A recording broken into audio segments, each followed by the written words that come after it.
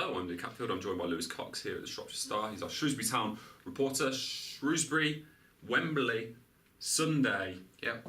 Facing the Millers. Yes.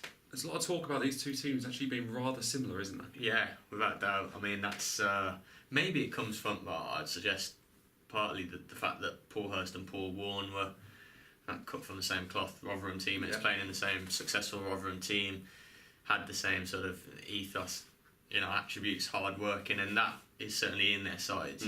That's the way they play, the way they want their teams to play. No shame in that, and it's not for any moment a physical lumpy style. It's just play football, but play it efficiently and intensely as well. And the sides match up. It's going to make Sunday really interesting tactically, I think, because from how we expect Town to go and what I've heard of Rotherham from their press up there, expect them maybe to line up similarly. Which again, you never know when teams go similar and are similar. You think it might cancel each other out and be a total kind of snooze fest, which could happen. Let's be honest. Going to be really interesting to see who comes out on top. 4-1-4-1 or variation of that. They may both play that the teams. So individual battles. But I expect certainly an intense front foot press. It's going to be really interesting in that front. It is going to be interesting. You did touch on it. Teams who are so similar often cancel each other out. Could this be a game, and I know a lot of Shrewsbury fans won't want this, that could require extra time and maybe penalties to pick out a winner? Yeah, I think we ran a story recently with Hurst saying how often, especially recently, have finals been boring.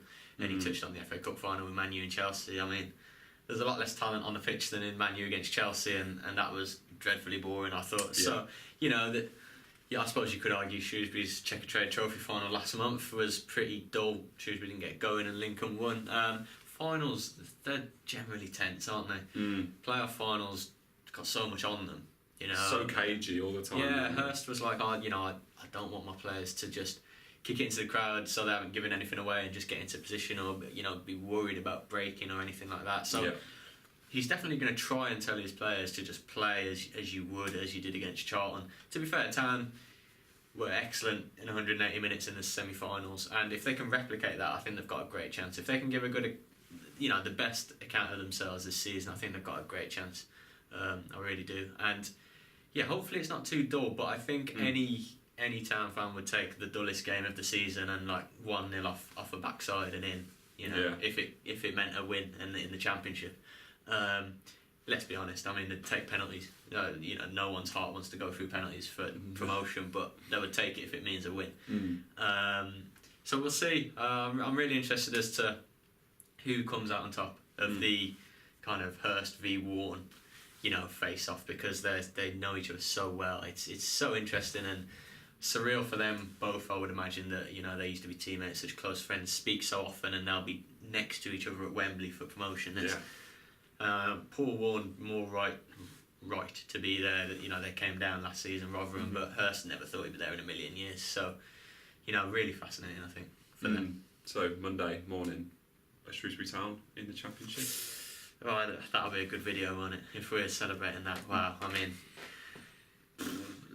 it's the thought of it. I'm sure Town fans get it because they haven't, certain ones of a generation haven't experienced it. It's the thought process kind of sends you giddy when you appreciate who you'd be coming up against.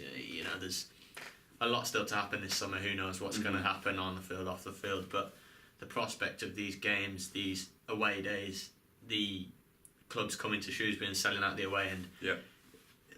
Every game next season is going to be like a roller coaster, just like such a thrill going to these grounds that a lot of fans haven't had the chance to go to. And I was saying earlier, we've done some stories on it as well. It's going to be great for the town that you sell out. You have thousands of fans come in, sell out the allocation, go to all the pubs and shops and all that. It's so brilliant for the whole town. I think it's in the build up this week and the coverage with businesses and people in the town, how much they actually care about this. Despite what the ticket sales say, we know they haven't been the best, but maybe there are financial reasons why. But the town are willing. They know what's going on.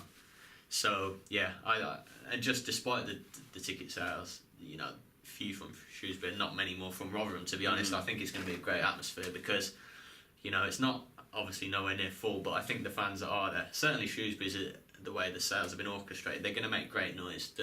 The rowdy fans from Block 19 and other fans are in the place where they want to be rowdy all together behind the goal.